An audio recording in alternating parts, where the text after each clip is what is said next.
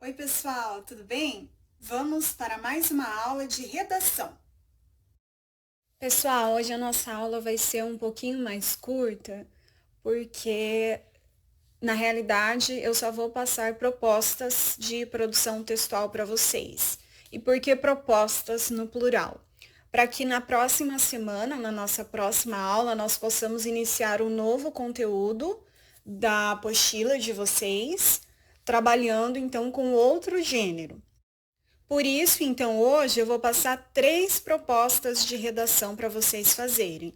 E como também tem uma questão de disponibilidade maior de tempo para vocês produzirem, então fica mais flexível para que vocês façam esses textos e depois, né, posteriormente, me entreguem para a correção, tá? Então, na última aula, nós paramos na página 16, né, com a proposta 1, que tratava lá da questão da imprensa, mais precisamente do papel, né, dos jornalistas durante os debates que ocorrem antes das eleições, né, para que a gente conheça as propostas dos candidatos, os objetivos e tudo mais. E hoje, então, a primeira proposta que nós vamos ver é a proposta 2, que está localizada, né, o início dela nessa mesma página 16, e que trata dessa reforma política. Claro que se vocês observarem ali na referência do acesso à proposta não, né, ao texto 1, está ali a data de 2015. Então é óbvio que de 2015 até 2020, muitas coisas já sofreram alterações, outras nem chegaram a acontecer, em se tratando principalmente de reforma política, né? Mas vocês levarão em consideração o contexto de produção que foi colocado para vocês. Então, tudo que vocês sabem até agora sobre política, essas alterações que possam ter ocorrido de 2015 até agora, vocês deixarão de lado. O foco vai ser o que foi colocado aqui. Então, no texto 1, traz essa notícia do grupo da reforma política instalado e vai receber sugestões pela internet. E está explicando, então, sobre como funcionaria essa reforma política, quem é o responsável, no caso aqui é o deputado Cândido Vacareza, tá? Tem uma fala dele, o porquê então seria interessante e como funcionaria essa reforma política, tá? Então, o primeiro texto é isso. Aí depois coloca: conheça algumas propostas de mudanças que estão sendo estudadas para a elaboração da reforma política. No texto 2, então, traz uma comparação de como é hoje, no caso esse hoje, lá em 2015, e qual seria a proposta, então, para ser alterada. Então, o primeiro tópico ali fala do financiamento, então, dos recursos que os fundos partidários recebem, e como que ficaria por meio dessa mudança. Depois, a questão do voto obrigatório, que a gente vê que não, essa no caso não sofreu alteração mesmo, né? Porque a ideia é que o voto fosse facultativo, né? E a gente sabe que está longe de isso acontecer no nosso país, né?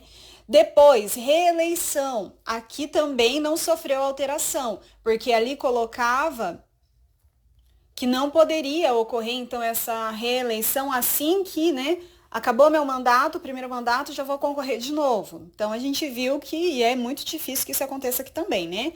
Depois, o último, a duração do mandato. Então, por exemplo, não vai ter mais reeleição, eu só posso disputar uma vez.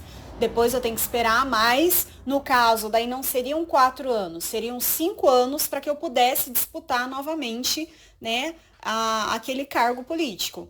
Então, são alterações que vocês viram que praticamente não ocorreram, né? Mas, pensando lá em 2015, vocês vão ter que observar e imaginar, né, ter em mente essa ansiedade por essas mudanças ou então a não concordância, já que é isso que vocês vão colocar na carta, porque diz o seguinte: escreva uma carta para o coordenador do colegiado, o deputado Cândido Vacareza, apontando sugestões para os parlamentares. Em sua carta, você poderá utilizar informações de outras fontes, mas deverá abordar pelo menos 2 pontos apresentados no texto 2. Então, nós temos ali 4 pontos, vocês vão ter que colocar pelo menos 2. propor a manutenção do modelo ou sua alteração. Então, vocês selecionaram 2 pontos ali. Vai permanecer como é? Vocês vão defender isso na carta de vocês? Ou vocês vão defender que realmente tem que mudar porque da forma que está não funciona mais? Depois, justificar sua escolha pela manutenção ou alteração dos pontos selecionados. Não utilizar argumentos de senso comum. Então, porque todo mundo, ninguém quer, se o voto fosse facultativo, ninguém ia querer votar. Isso é senso comum, todo mundo diz isso. Mas numa pesquisa mais aprofundada, será que realmente é assim que funciona? Em outros países em que o voto é facultativo, como que é a disposição das pessoas para exercer o direito do voto, tá? E por último, está ali então estabelecido o limite de linhas que vocês têm para produzir o texto, a carta de vocês, a carta argumentativa. Então, entre 15 e 20 linhas, não menos, não mais que isso, já contando todos os elementos, né, que são necessários para se estruturar uma carta. Na página 18 tem o planejamento, que vocês já sabem que é importante fazer para ajudar mesmo na produção. Na primeira questão diz o seguinte: do ponto de vista da cidadania, por que é importante que o eleitor conheça as possíveis mudanças no sistema eleitoral e opine sobre elas? Gente, todo político, ele está representando quem? Enquanto governador, enquanto deputado, enquanto vereador, enquanto prefeito, enquanto presidente, ele está representando quem? Nós. Então, por que é tão importante que a gente conheça como que funciona ou que a gente opine sobre como deve funcionar o mandato desse político? Porque ele está ali para nos representar, para fazer coisas por nós, né? Então, é isso que a gente tem que levar em consideração de pensar como cidadão, porque ser cidadão é isso, é ser atuante, é cumprir com os seus deveres e é exigir os seus direitos. 2 pergunta qual que vai ser o maior desafio para vocês produzirem essa carta e como superar. Gente, hoje, pensando lá em 2015, eu acho que a gente não tinha tanto interesse, talvez, ou tantas notícias, talvez, sobre o mundo da política. Nós não sabíamos nomes de ministros, não sabíamos nem dos ministros do governo, nem dos ministros do Supremo, se a gente pensar. E de 2015 para cá, houve muita mudança. Então, assim, a gente tem mais acesso a esse tipo de informação. Mas se a gente pensa lá em 2015, que é para onde vocês têm que se teletransportar no momento da produção, vocês teriam dificuldade em que sentido? Em pesquisar sobre essas informações, sobre o mundo da política. Então, para superar, seria o essencial pesquisar, né? Se informar sobre, que na realidade isso vale para todo tipo de produção textual. Quais tópicos do texto 2 você pretende utilizar em sua carta e por quê? E aí é pessoal, né? Vocês vão colocar e vai ser a argumentação que vocês vão utilizar. O destinatário de sua carta é o deputado Cândido Vacareza. Pesquise o pronome de tratamento e o vocativo adequados para utilizar com esse destinatário. Lembra que eu já passei uma lista, né, com os pronomes de tratamento e vocativos de acordo com a função que a pessoa desempenha. Então é só dar uma olhadinha lá na aula e ver qual que se encaixa. Depois, no processo ali de produção, é só seguir tudo que está colocando ali, que a gente já viu lá na hora do enunciado, e na avaliação é observar se vocês atingiram todos os objetivos com os quais vocês se propuseram na hora de iniciar a produção textual.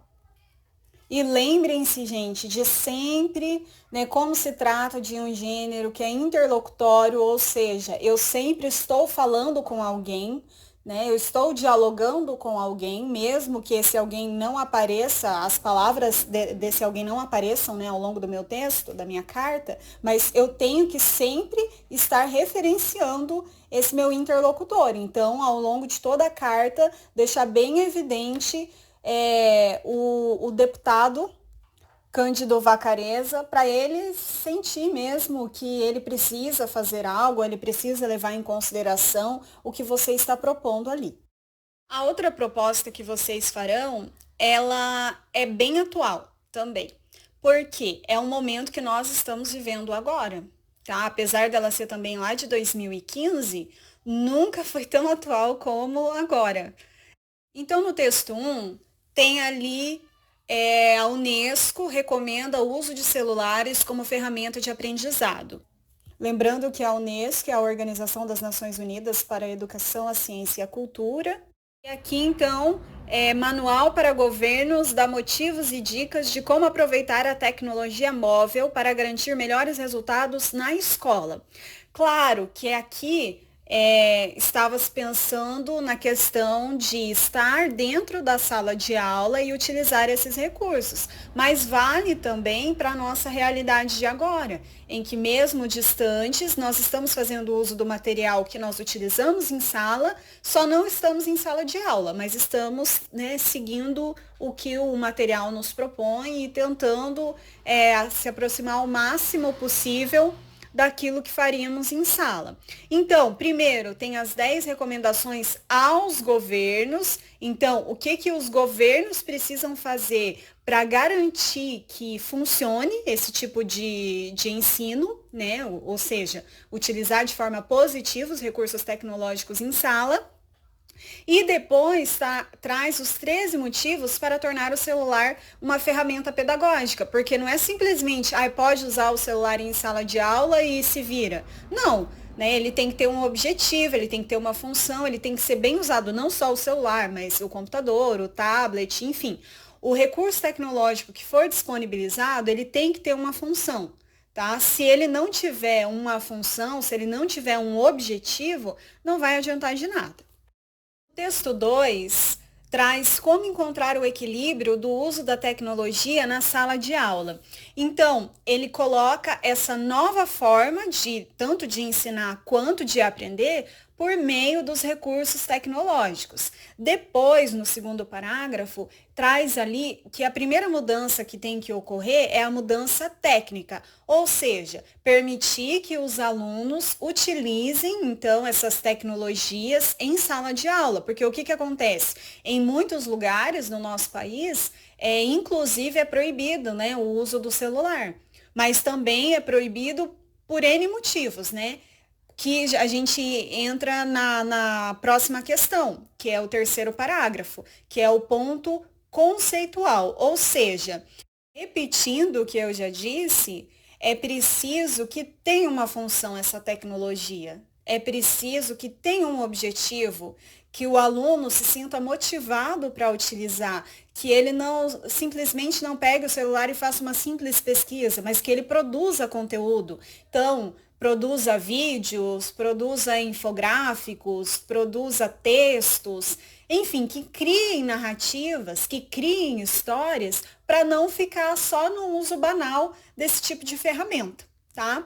E aí pede depois para vocês, então, escreverem uma carta também de 15 a 20 linhas a ou ao secretário de educação do seu estado, tá? Então, vocês vão ter que pesquisar, solicitando o desenvolvimento de uma política pública relativa ao uso da tecnologia móvel em sala de aula. E por que é política pública? Lembra lá que o texto da Unesco coloca, primeiramente, que os governos têm que prover isso para que daí sim a escola se adapte? Política pública é isso, é o governo que tem que nos oferecer, nos ofertar, tá? Elaborar esse plano para que daí a gente possa colocar em prática.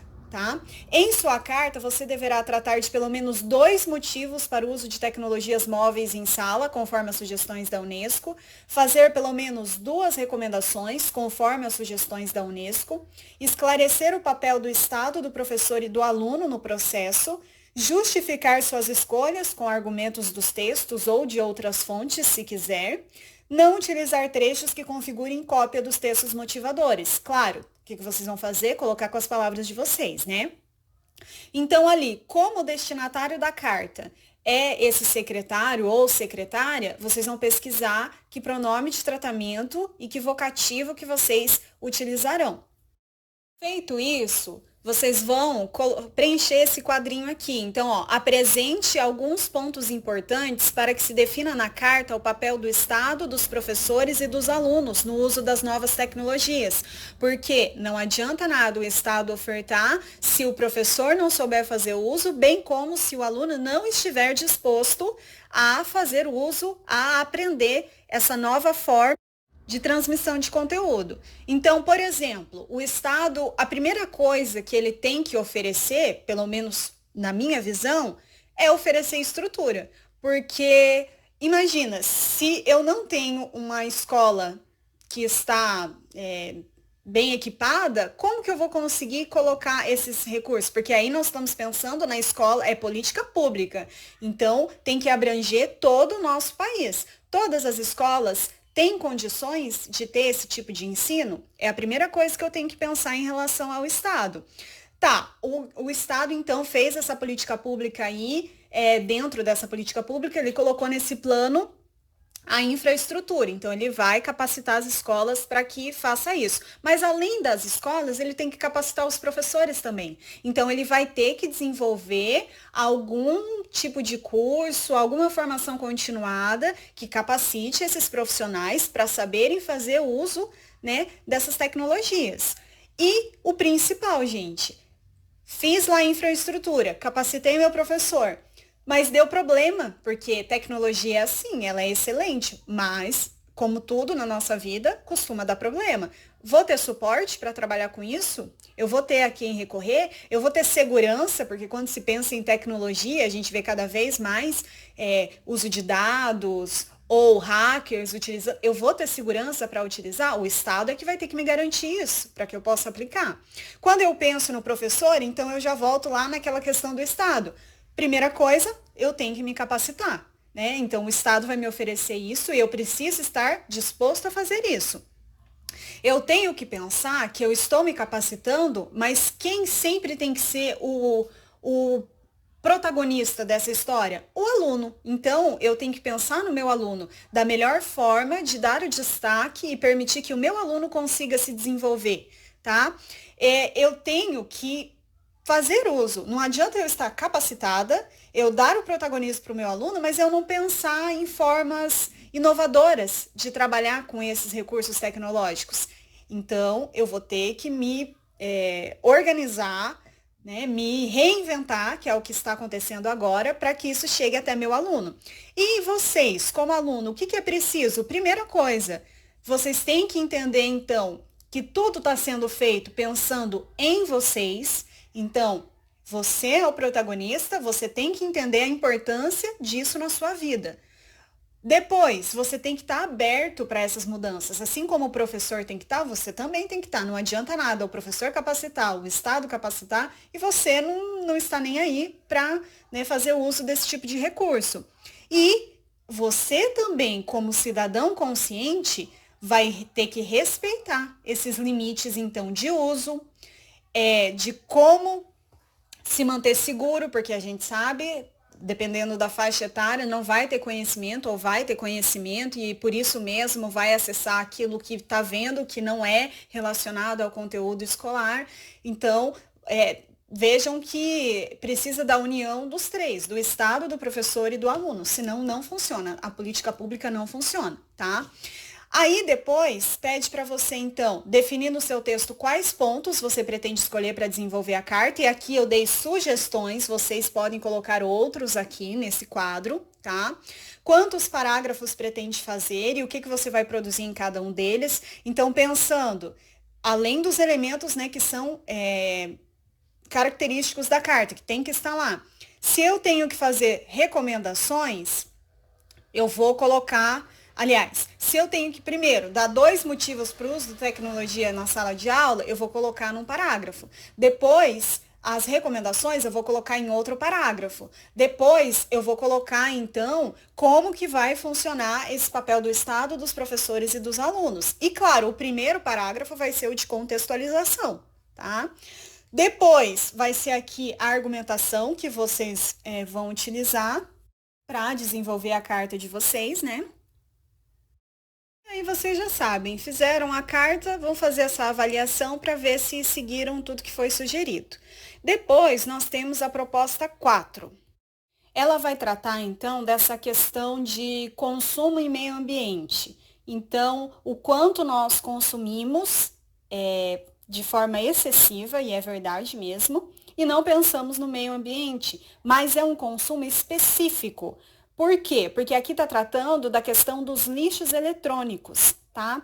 Que nós acabamos consumindo demais, sempre estamos trocando de celular, sempre que tem alguma novidade tecnológica, quem pode, né, adquire essa novidade muitas vezes sem precisar, né? Simplesmente para ter aquilo. E aí, depois, né, de contextualizar essa questão do consumo do meio ambiente, então, qual é o impacto, né, que esse consumo excessivo tem no meio ambiente, traz, então, os perigos desse lixo eletrônico, então, o que, que acontece na natureza, principalmente, né, essa questão de descartar de forma inadequada. E aqui, pelo menos aqui em Quatiguá, nós temos a professora Rufina, que desenvolve um trabalho bem interessante em relação a recolher esse lixo eletrônico e dar um novo destino. Ela trabalha com várias empresas, né, ao redor aqui do Paraná.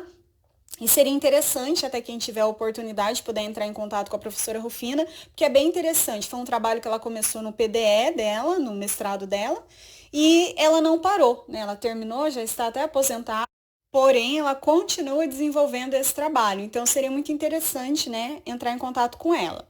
Veja que a partir das informações desses textos, vocês têm que escrever uma carta aberta, diferente das outras, que é só carta argumentativa, essa aqui vai ser uma carta aberta a ser divulgada nas redes sociais. Essa carta tem o objetivo de alertar a população da sua cidade sobre os riscos do lixo eletrônico e incentivar a proceder adequadamente para minimizar esse problema socioambiental, porque né, envolve tanto nós enquanto sociedade e o meio ambiente, do qual, né, fazemos parte. Sua carta deve ter no mínimo 20 e no máximo 30 linhas. Como não é permitido assinar o seu texto, use no lugar do remetente a expressão cidadão comprometido. Que diferenças a carta aberta apresenta em relação à estrutura de uma carta? Então, em relação à estrutura das outras cartas que vocês produzirão.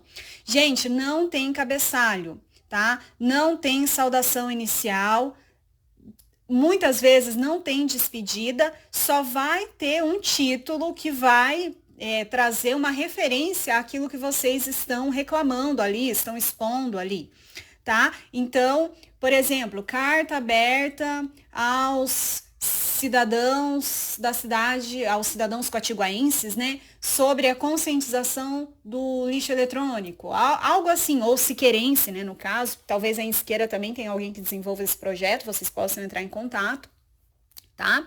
É isso que vocês vão ver aqui e na hora de fazer a carta pensar. Então já viram que vocês vão ter que produzir mais porque esses elementos não estarão presentes ali, esses elementos estruturais que a gente costuma ver na carta. Quais dados dos textos base são mais relevantes para serem mencionados na sua carta aberta? E aí vocês vão observar e destacar de acordo, né, com a opinião de vocês. Depois de feita essa carta, lembrando então de sempre se dirigir de uma forma que a população se sinta tocada, se sinta com o desejo mesmo de que seja, né, alterada essa visão, essas ações nossas de consumo inconsciente que nós costumamos, né, desenvolver. Então, sempre procurando trazer a população para se conscientizar mesmo, para entender qual é o papel da população, né, em todo esse cenário. Feita a carta, vocês daí farão os ajustes necessários. Por fim, eu disse que a aula ia ser rápida e acabou sendo bem extensa, né? Não adianta, eu não consigo ser concisa, eu sou muito prolixa. Falo demais, demais. Mas era só para vocês terem mesmo uma ideia do que produzirem em cada produção textual de vocês. Pode fazer, como eu sempre digo, tanto numa folha de caderno, quanto nessas folhas que tem aí próprias, né, para escreverem as produções textuais de vocês, como ficar melhor para vocês, pessoal. Nos vemos na próxima semana. Tchauzinho, pessoal, até lá!